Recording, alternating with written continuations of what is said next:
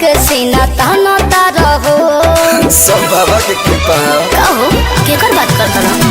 अरे के कर बड़ा ये तू बखाना तारा हो। कौन खूबी पाके सीना ताना तारा हो। गेरुआ दुपट्टा देह पर डाल के बिया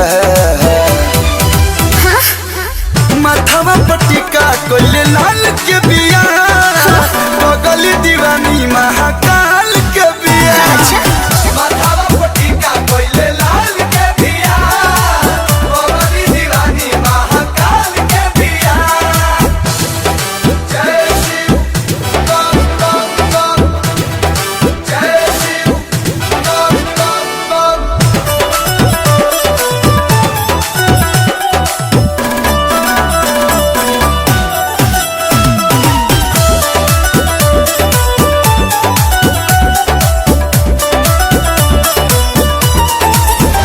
उतारा हेले सोरा घरी बाबा में लीन हो बम भोला जपे रात दिन हो हरे महाकाल के दीवानी हो।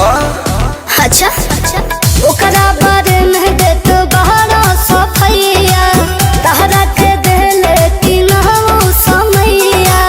भक्ति में अपना के ढाल के बिया अच्छा लीला पटिका कोइले लाल के बिया बगली दीवानी महाकाल के बिया। माथावा पटिका कोइले लाल के बिया बगली दीवानी महाकाल के बिया। जय शिव बोल बम जय शिव बोल बम।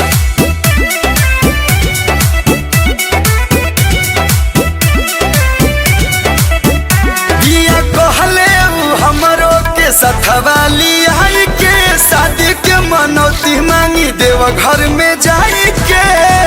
भगवान तो लोग दोनों जाने के खुश रखे। ए हम हुनी हो रहा तब करी हाथ जोड़ी हाली से कालू हो जम जाओ जोड़ी। निक संस्कारी उ कमाल के बिया